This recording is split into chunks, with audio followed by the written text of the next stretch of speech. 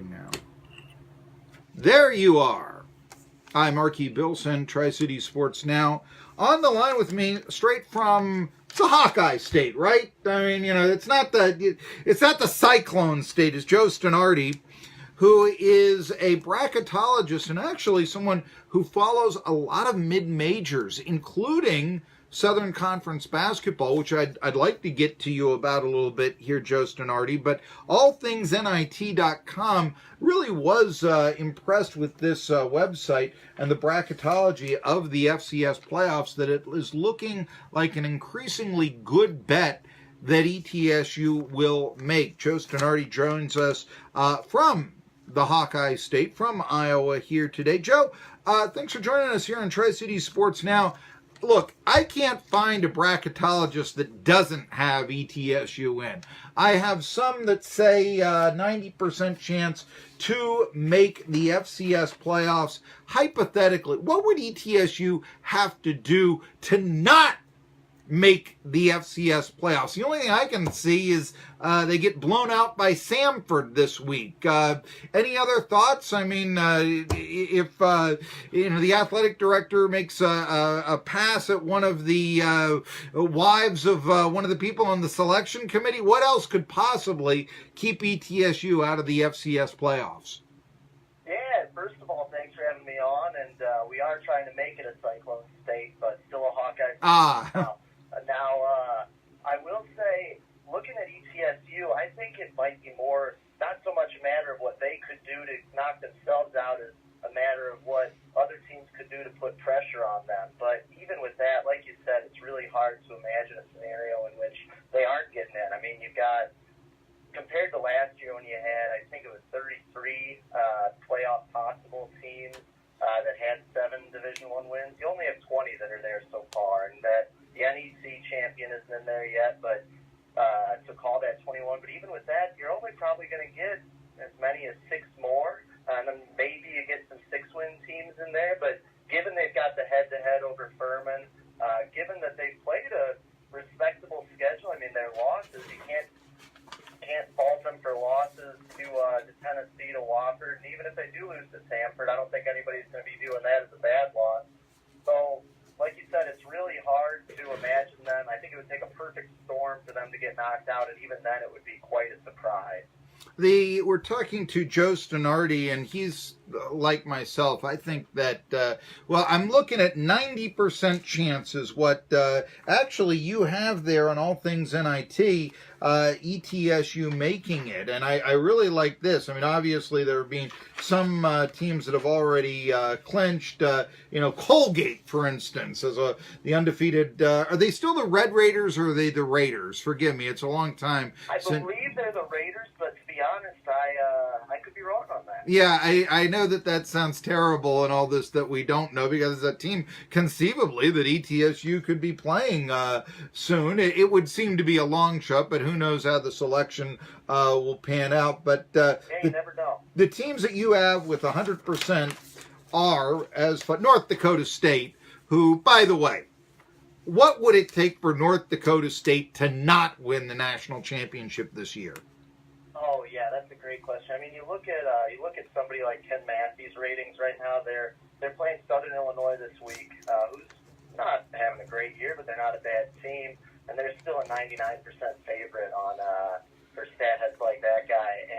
And you look, I mean, their toughest competition, especially with James Madison having a down year, and as we know, the Ivy League doesn't participate in the playoffs, so we won't find out how great Princeton really is, but you're going to see them as a heavy favorite in each of those games. And I would think even if you do the thing where you just keep multiplying the win probabilities, you're not going to see them in any situation where they aren't favored over the entire field.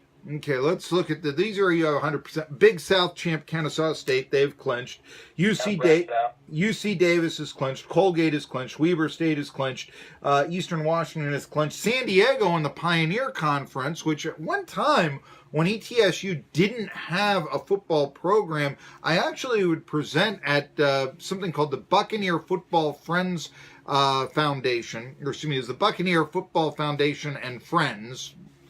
probably could have gotten rid of the Friends, but it was the BFFF was the organization. They can get, yeah. Yeah, it was the organization that met every month with the idea of spreading awareness that ETSU football could be brought back. And I was a member of that, and I used to travel from hundreds of miles to attend the meetings and such. And I mentioned that because once upon a time I actually said, why don't we present the idea for non-scholarship football at ETSU?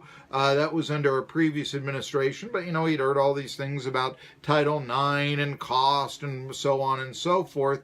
And the person within the administration, a guy named Wayne Andrews, who really pushed back in the day for ETSU to drop football, he became the president at Morehead State, where they play non-scholarship football. So I said maybe this would be an introductory starting level, much the same way that Austin Peay brought back their football program.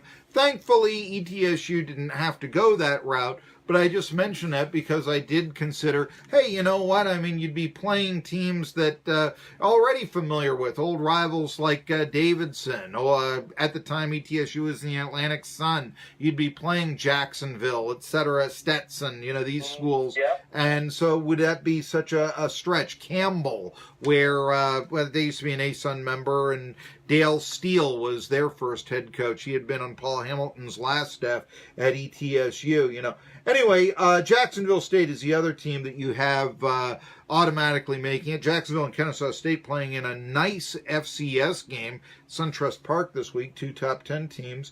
Then you have with ETSU, they've got them a 90% chance, but these are the contemporaries, and I just want to say this is kind of prestigious. South Dakota State, who's likely going to get a bye. Wofford. You have Wofford making it into the playoffs, so at least 2 teams from the Southern Conference, which is down. Townsend. Maine, pretty good FCS program. Stony Brook, pretty good FCS program. Delaware, the Rich Gannons. Elon. And we're all familiar here with how good James Madison is. You've got them as a 90% chance, too, along with ETSU and Nichols. So that's some prestigious company here. Forgive me for dominating the conversation here and all this. But anyway, you have in your brackets 2 teams, Wofford and ETSU, making it. You don't see Furman. Why not? So Furman, I think and first of all, even with those 90%, honestly, all those are greater than 90%. We just kind of cap it at that to avoid the questions of, this team's at 98, this team's at 96, when for all intents and purposes, these teams, it would be really surprising if they didn't end up in it. Now, Furman, I think the issue that you're running into with them is they've only got the 6 wins. And while they played a good schedule, and while their 11th game was canceled due to circumstances completely outside their control, which obviously you can't fault them for, the fact of the matter is they've only pulled together 6 wins.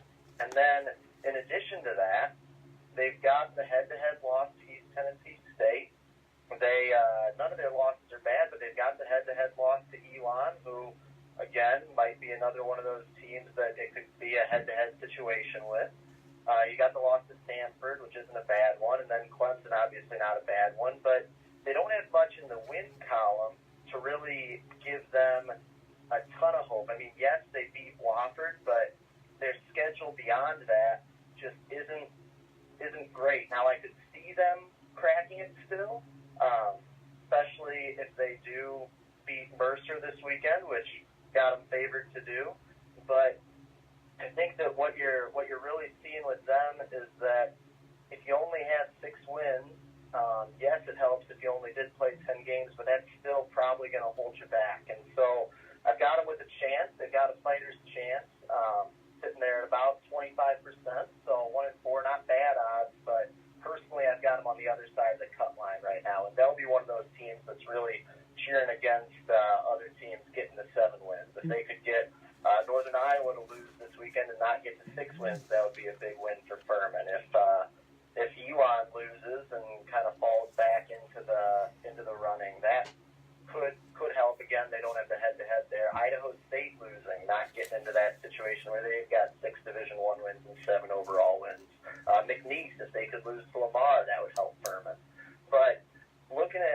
looking at the Southern Conference, I think that what's hurting it right now is it doesn't have that dominant team that North Dakota State. It doesn't have that really strong top tier that the Colonial has this year that can boost everybody's schedule. So while personally I think Furman's a great team, and if you were going on recency, I mean, the second half of the season they've come on so strong. But looking at their whole resume, I think that they might be one of the ones that get cut by the schedule. Now, that being said, we've got a lot of teams in that 20 to 40% range. Some of those teams are going to make it, and Furman does still have that chance at the automatic bid even. So with all that, I think it's very, very possible for Furman to get in. The last thing I would say to do is to write off a team just because they're below 50%. I mean, you roll a die, and you're going to roll a 6 now and then. But I do think they're on the outside looking in right now. Well, Joe Stunardi of allthingsNIT.com, we mentioned Furman. Now, they can take care of their own business, though, if they do defeat Mercer. And if Samford beats ETSU, even by just a point, probably if it was a 1-point loss, I think ETSU is probably still going to make it with an 8-3 record. It's just if they get blown out, that might create some questions. Look how good they squeaked by all those games. Just a guy missed a 28-yard field goal in overtime, or else they would have lost to Western Carolina at home. Come on, how good are they? That's what would happen if Devlin Hodges and company just lit it up against ETSU. That's about the only way I could see. But if that would happen, if ETSU loses by whatever score, Wofford, they play Presbyterian, so their deal is done. But if Furman beats Mercer and the Bears don't score more than 15 points, then Furman is the champ. And so that's the way that they can make it in without having to rely on, well, I know we were 0-3, but, we're the Furman Paladins, 7-4. We got the 6 win, don't you want the Furman Paladins in the playoffs? We won this thing in 98, that sort of argument, that sort of thing. We're a good program. We can help you out. That's the argument then for Furman. And certainly Randy Eaton would be making that argument as one of the members of the selection committee. He's the Western Carolina athletic director. He's the guy in the SoCon that pushes in. But I mentioned that you still have, let's call it a puncher's chance, 5%, Chattanooga and Mercer getting in this. I would have to think if Chattanooga and Mercer get in, then you're talking about 4 teams from the Southern Conference. Again, I know it's a 1-20 deal, but really, you still think Chattanooga and Mercer have something of a chance? How would they get in? Honestly, that's one of those where we include it because it's technically possible, but it is really hard to see it happening. The committee and to go back to ETSU and this weekend, even the committee, it really seems the biggest time that they'll consider margin of victory or margin of defeat really only seems to come when it's a close loss to an FBS school. They'll give you a little boost for that. But besides that, it really seems they're just looking at Division I wins and strength of schedule. But back to Chattanooga and Mercer, that's one of those where there's so much uncertainty. There's so much of that human nature in the selection committee that when you're building a model like this, where you're basing it off the same inputs you think they'd be looking at, you end up with a simulation. You simulate it 1,000 times. You end up with a simulation here or there where Chattanooga or Mercer gets in just due to something wonky happening. So I would say don't hold your breath on those schools. Both solid programs, solid seasons. Chattanooga fans, I know, are a little disappointed with how things turned out. Mercer was looking better for a bit than they ended up. But I do think don't hold your breath on them. But that being said, there's always surprises, and that's why we keep that less than 5% chance on there. It's just you never know with some of these teams. You never know what's going to happen. By the way, we have a former Buccaneer who's actually watching us now on Facebook, Gerald Sensabaugh, who was in the Stars. You may remember the Cowboys and the Jaguars, but he also, before he had to transfer to North Carolina for his senior year, was an adept safety and kick blocker 2002 and 2003 for ETSU when the program was going out of business. So yeah, he's checking out so we'd like to say hello to him real quick. But of that era, that previous era, we learned something about the FCS playoffs. And ETSU perhaps surprisingly is having difficulty selling tickets to this game with Samford. It's not yet a sellout. They've got all kinds of promotions.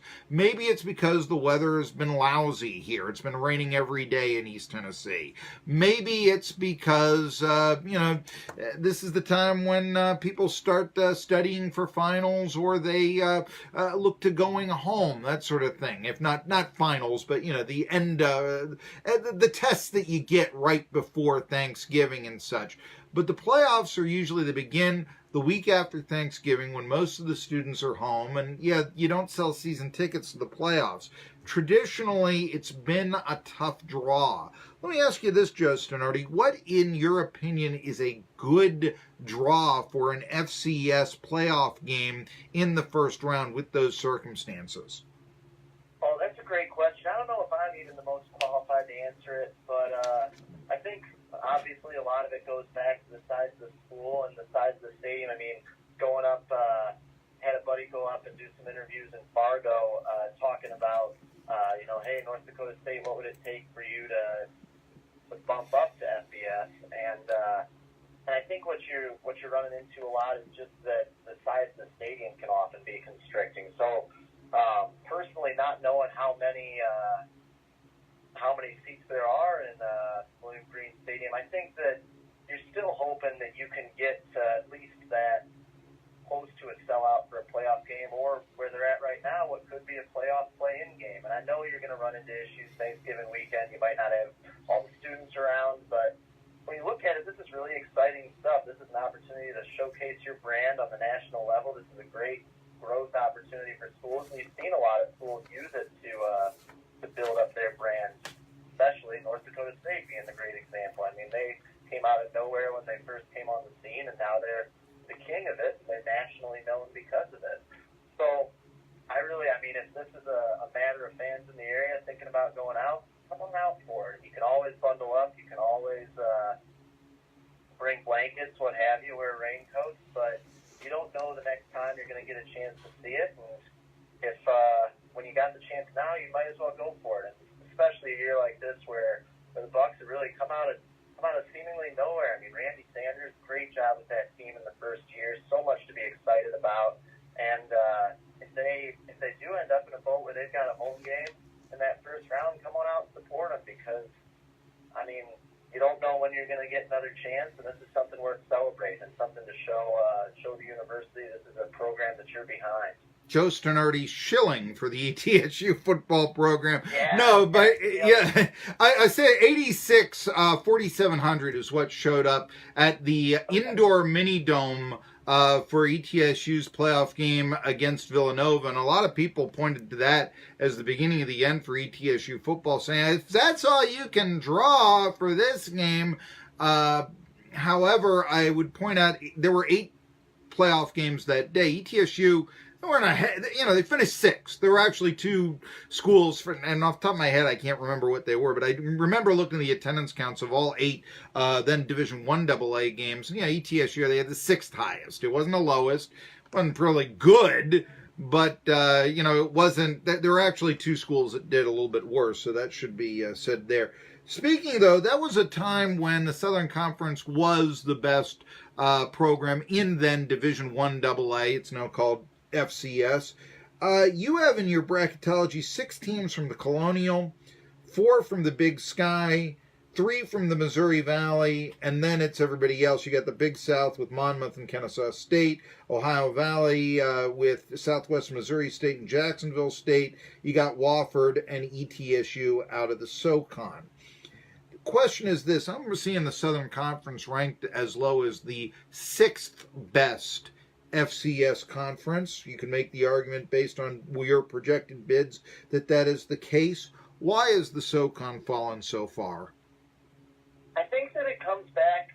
It's one of those things where, especially in college football, where you get such a small sample of games for teams, in any one year, conference is going to have a bad year. And I think that what's really hurting the SoCon right now is that they don't have that team that's an automatic first-round bye. And not saying you have to have that team. I mean, the Colonial has shown this year that you can eat yourself alive and get 6 teams to where they've all got a great chance of being in the playoffs, and it'd be hard to keep any one of them out. But I do think that's one thing that the Southern Conference, I think that these conversations about how good a particular conference is, you see them all the time at the FBS level, and even with the Power Five. I think a lot of times we're basing them off of very small data points. So I believe it was 3 years ago when Clemson won the national championship and the ACC had a great bowl season, everybody was suddenly saying, hey, the ACC is the best. Well, SEC came back. SEC was always at the top then. Last year, the Big Ten had a great bowl season, but part of that, they couldn't put anybody in the playoffs. So you're taking these small samples of, for an FCS team, you got 11 games in the season spread out over the entirety of the league. But it's only 1 year. And I think that a better way to reflect on how good a conference really is to look at what have they done the last 5 or 6 years. And with that, SoCon, no, they're not at the stage of the Missouri Valley, and they haven't produced a James Madison to really challenge North Dakota State or an Eastern Washington, who's always going to be in the mix. But it's a solid conference, and I think that part of what's holding it back is that it's had a lot of teams that have just been a little inconsistent this year, most notably Stanford and Furman. Let me ask, the FCS playoffs, they finish up when the NFL playoffs begin. I remember, Frisco, Texas. I can remember when the game was played in Chattanooga. It was played in December. That would have, and it just seemed like that was a natural progression. 1 week. There's a big layover from the semifinals to the finals in the FCS playoffs. Why did that change? I mean, this game isn't being put on Monday night in prime time. It's a matinee for the playoffs. Why isn't it more consistent and the season is over before Christmas? That's a great question. I don't know the answer to that. Personally, I share your opinion where why not keep it going? And I would even say, looking at these neutral site games, yeah, you get teams that'll travel really well too, but why not keep the home field advantage going? I mean, that's such a fun thing about the FCS playoffs is that you get to see these games happen on a team's campus, and why not reward those teams who are the higher seeds and give them that home field advantage, that revenue boost, give them the opportunity to win it in front of their home fans. Or if you're going to get a road win, how much sweeter than taking it right out of the jaws of your opponent on their own turf? Well, he is Joe. I just looked at the clock. I can't believe that we didn't that I have taken so long here. So I have to go. Joe Stunardi, read his Bracketology, all things NIT. You're listening to Tri-Cities Sports now. Scott Carter at 1:45 coming back.